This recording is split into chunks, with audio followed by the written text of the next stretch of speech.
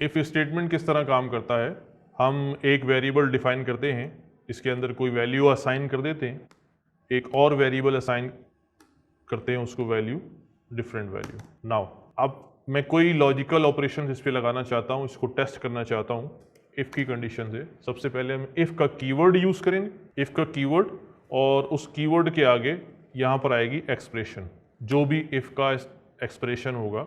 For example मैं यहाँ पर लिखता हूँ a लेस देन b, ये एक्सप्रेशन है जो इफ़ इसको इवेल्युएट करेगा। इवेल्युएट करने के बाद हमने ये पढ़ा था कि जितने भी लॉजिकल ऑपरेटर्स होते हैं उनका रिजल्ट ट्रू या फॉल्स में आता है। तो ये आपने एक्सप्रेशन लिखने के बाद आपने कॉलन लगाए, कॉलन ये शो करता है कि यहाँ से ब्लॉक शुरू हो गया, जिसे हम बॉडी कहते हैं। जब आप इसको एंटर करेंगे तो आप ये नोट करेंगे कि आपका ये कर्सर जो है वो स्टार्ट में नहीं जा रहा, बल्कि कुछ इंडेंट हुआ है। ये इंडेंट पाइथन का एक फंक्शन है, पाइथन का एक तरीक़ेकार है कि पाइथन में जब कोई ब्लॉक लिख रहे होते हैं, उसकी जब बॉडी बनाना चाहते हैं तो यहाँ ब्रैकेट्स का इस्तेमाल नहीं करते, जिस तरह हम दूसरी लैंग्वेजेस में देखते हैं कि हमने स्टार्ट ऑफ करली ब्रैकेट किया और एंड ऑफ करली ब्रैकेट और उसके बीच में लिखना शुरू कर दिया। तो इससे जो है वो उसकी पता चलता है कि ये इफ़ की बॉडी यहाँ से शुरू हो रही है और यहाँ ख़त्म हो रही है। पाइथन में ब्रैकेट्स के थ्रू बॉडी डिफाइन करने का तरीका नहीं है। पाइथन में आप जब बॉडी स्टार्ट करनी हो, आप कॉलन लगाते हैं और एंटर प्रेस करते हैं, ये ऑलरेडी इंडेंट होगा। अब जितना भी कोड इस ब्लॉक के अंदर लिखना है वो सारा इसी इंडेंट पर चलता रहेगा। जैसे हमने एक लाइन लिखी यहाँ पर प्रिंट, अब मैं यहाँ करना चाह रहा हूँ if a less than b, वो जो भी कंडीशन टेस्ट करेगा तो इस सूरत में क्या लिखा हुआ आ जाएगा कि a is less than b।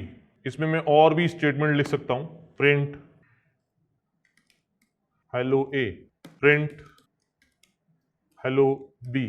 हम देख रहे हैं कि अब जितने भी ये प्रिंट स्टेटमेंट हैं या जो भी आप कोड करेंगे, अगर वो इफ़ के ब्लॉक इस इंडेंट होता हुआ आ रहा है, इफ़ के ब्लॉक में है, तो वो सारा का सारा इस इंडेंट पे आ रहा है। ये तीनों प्रिंट स्टेटमेंट्स इफ़ की बॉडी में है। जब तक ये इंडेंटेड रहेगा सारा कोड, ये सारा कोड इफ़ की बॉडी कहलाएगा। अगर मैं एक भी लाइन पीछे करता हूँ और यहाँ लिखता हूँ प्रिंट हेलो पाइथन, तो अब इफ़ का जो ब्लॉक है वो यहाँ पर एंड हो चुका है। तो इंडेंट होने का ये फ़ायदा होता है कि इससे कोड रीडेबिलिटी बहुत आसान हो जाती है। हम कोड को किसी भी फंक्शन को, किसी भी स्टेटमेंट को, किसी भी कंडीशन टेस्टिंग का ब्लॉक अगर देखता हूँ तो हमें एक ही इंडेंट में नज़र आता है और आसानी से इस पहचान में आ जाता है कि ये ब्लॉक कहाँ से शुरू हुआ है और कहाँ पे ख़त्म हुआ है। अच्छा जी, ये तो बात इंडेंटिंग की हो गई कि इफ़ का जो ब्लॉक है या जो भी ब्लॉक होगा किसी का, वो उसकी बॉडी स्टार्ट होने के बाद सारा का सारा इंडेंट होगा, और जैसे ही इंडेंट आउट हुआ, इंडेंट से बाहर निकला या मजीद अंदर गया, तो वो ब्लॉक वहाँ पर, इसका मतलब है एंड हो चुका है जहाँ पर इंडेंट ख़त्म हुआ है। तो इस तरह ये इफ़ का ये ब्लॉक 3 प्रिंट स्टेटमेंट्स पर मुश्तमिल है, और ये जो चौथा प्रिंट है ये इफ़ के ब्लॉक के अंदर नहीं कहलाएगा। अब वापस आते हैं इंडेंट के बाद, हम बात करते हैं कि ये क्या एक्सप्रेशन जो है ये किस तरह एग्जीक्यूट होगी। ये इफ़ का ब्लॉक, जो भी ब्लॉक है, वो सिर्फ उस वक्त ही एग्जीक्यूट होता है जब यहाँ लिखी हुई कंडीशन ट्रू होती है। जब हम ये कंडीशन ट्रू होगी तो इधर लिखा हुआ ब्लॉक एग्जीक्यूट होगा, चाहे उसके अंदर उस ब्लॉक में 1 लाइन हो, 10 लाइनें हो या जितना भी कोड हो, ये सारा का सारा सिर्फ उस वक्त ट्रू होगा जब ये कंडीशन ट्रू होगी। अभी हमारे पास ये कंडीशन आ रही है if a less than b। अब a के अंदर हमें पता है कितनी वैल्यू असाइन है 100, b के अंदर 200, तो इससे अब ये इसको एग्जीक्यूट होगा 100 लेस देन 200। तो ये आपको क्या रिटर्न करेगा, रिटर्न्स ट्रू। तो इट मींस कि ये कंडीशन यहाँ ट्रू हो गई। जब ये कंडीशन ट्रू हो गई, अब ये तीनों ब्लॉक्स, तीनों जो स्टेटमेंट है इस ब्लॉक के अंदर, ये एग्जीक्यूट हो जाएंगे। लेकिन अगर ये कंडीशन फॉल्स हो जाएगी तो ये इफ की बॉडी में दाखिल नहीं हो सकेगा। इसको एग्जीक्यूट करके चेक करते हैं। हमने इसको एग्जीक्यूट किया, सबसे पहले ये कंडीशन ट्रू हुई, कंडीशन ट्रू होने के बाद ये पहला स्टेटमेंट प्रिंट हुआ, फिर उसके बाद दूसरा प्रिंट हुआ, फिर उसके बाद तीसरा प्रिंट हुआ।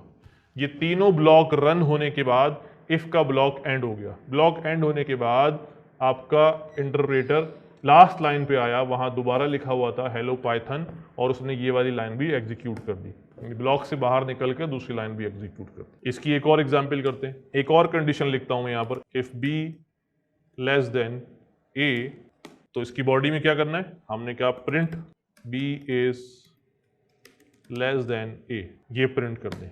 अब ये चेक करते हैं कि ये ब्लॉक एग्जीक्यूट होगा या नहीं होगा। हम अपने इस कोड को कमेंट में डाल देते हैं। अब हमारे पास ये सिंगल लाइन ब्लॉक है और हम देखते हैं हमारा आउटपुट जो है वो क्या आता है। हमारे आउटपुट के अंदर हमने देखा कि कुछ भी लाइन प्रिंट नहीं हुई, कुछ भी लाइन प्रिंट नहीं की। आप इसको गैस कर सकते हैं ऐसा क्यों हो रहा है, क्योंकि ये स्टेटमेंट क्या रिटर्न कर रहा है, रिटर्न्स फॉल्स, और फॉल्स होने की सूरत में इसका ब्लॉक एग्जीक्यूट नहीं होता है, इसका ब्लॉक एग्जीक्यूट नहीं होगा।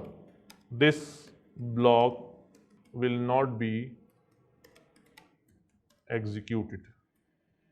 तो इस वजह से इसने कुछ भी प्रिंट नहीं किया। हाँ, अगर इसके बाद कोई स्टेटमेंट लिखा होता, प्रिंट लाइक दिस, ये प्रिंट स्टेटमेंट लिखा होता, अब आपके पास ये प्रिंट हो जाता कि यहां से इसने पढ़ना शुरू किया, ए की वैल्यू 100 असाइन, बी की वैल्यू 200 असाइन, यहाँ आया, कंडीशन चेक की, फॉल्स। फॉल्स होने की सूरत में ये लाइन एग्जीक्यूट नहीं हो सकती जो इसके ब्लॉक में है। एग्जीक्यूट नहीं, फॉल्स हो एग्जीक्यूट नहीं हुई तो अगली लाइन पर आ गया जहाँ लिखा था पाकिस्तान, और इसने पाकिस्तान प्रिंट करा दिया। तो ये सिंपल इफ स्टेटमेंट था। हमने देखा कि यहाँ जो ज़रूरी बातें याद रखने की वो हमें पता चली। उसमें सबसे पहली बात ये है कि हमें पता चला ब्लॉक क्या चीज़ होता है। ब्लॉक के अंदर फिर हमें पता चलेगा इंडेंट क्या चीज़ होती है, कि इंडेंट ये आपका ब्लॉक यहाँ से स्टार्ट हो जाता है, राइट, ब्लॉक स्टार्ट हो गया, कॉलन लगने के बाद जब भी बॉडी स्टार्ट करनी होगी कॉलन लगाएंगे, कॉलन के बाद जब आप इंटर दबाएंगे तो वो इंडेंटेड आएगा। इंडेंटेड जब आएगा तो उससे आपको पता चलेगा कि ब्लॉक यहाँ से स्टार्ट हो चुका है, और जहाँ तक ये सेम इंडेंट चलता रहेगा ये ब्लॉक चलता रहेगा।